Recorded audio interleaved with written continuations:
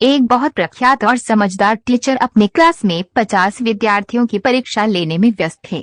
सभी विद्यार्थी अपना अपना टेस्ट पेपर लिखने में मग्न थे। तभी अचानक एक विद्यार्थी हड़बड़ाकर खड़ा हुआ। वह बड़ा ही परेशान लग रहा था। उसकी ऐसी हालत देख टीचर ने उसे पूछा कि क्या हुआ, क्या तुम्हें कोई परेशानी है? उस विद्यार्थी ने कहा कि मेरी कीमती घड़ी किसी ने चुरा ली, जो मेरे पापा ने कल ही मुझे बर्थडे पर गिफ्ट दी थी। टीचर ने कहा कि अभी नहीं, यहाँ से कोई गया है ना ही कोई आया है, तो फिर कैसे कोई तुम्हारी घड़ी चुरा सकता है? उस विद्यार्थी ने कहा, सर अभी जो 5 मिनट का ब्रेक आया था तब मैंने अपनी घड़ी इसी टेबल पर रखी थी और अब जब मैं उसे देख रहा हूँ तो वो वहाँ पर नहीं है। टीचर ने थोड़ी देर तक सोचा और फिर पूरे क्लास से कहा कि मैं जानता हूँ कि घड़ी आप लोगों में से किसी ने चुराई है, लेकिन मैं इससे आपकी पहली गलती मान कर माफ कर देता हूँ। मैं नहीं चाहता कि आप अपनी या दूसरों के नजरों में गिर जाओ, इसलिए मैं आप सभी से रिक्वेस्ट करता हूँ कि सभी लोग अपने अपने आंखों पर अपने रुमाल या पट्टियां बांध लें।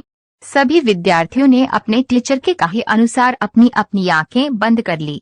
टीचर ने सभी की जेबें एक एक करके चेक करी और उन्हें किसी एक विद्यार्थी की जेब में वह घड़ी मिल गई। टीचर ने उस घड़ी को उसके सही मालिक तक पहुंचा दी। दोस्तों, जहां पर आज लोग एक दूसरे को नीचा दिखाने के लिए उनकी छोटी से छोटी गलतियां भी सबके सामने लाकर एक दूसरे को शर्मिंदा कर देते हैं, वहीं पर ये टीचर थे जिन्होंने अपने विद्यार्थी की इतनी बड़ी गलती को भी नजरअंदाज करके उसे सुधरने का एक मौका दिया। इस घटना को 10 साल बीत गए। इस क्लास के सभी विद्यार्थियों का रियूनियन हुआ, जहां पर उनके इस टीचर को भी बुलाया गया था।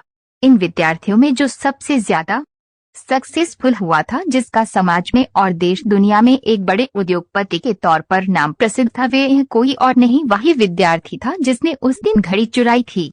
उसने जब अपने उसी टीचर को इतने सालों बाद देखा तो वह बहुत खुश हुआ और जाकर उनके पैर छू लिए। वह बोला, सर मैं आज जो कुछ भी हूँ वो सिर्फ आपकी वजह से ही हूँ, और अगर आज मैं जिंदा भी हूँ तो भी आपकी वजह से ही हूँ।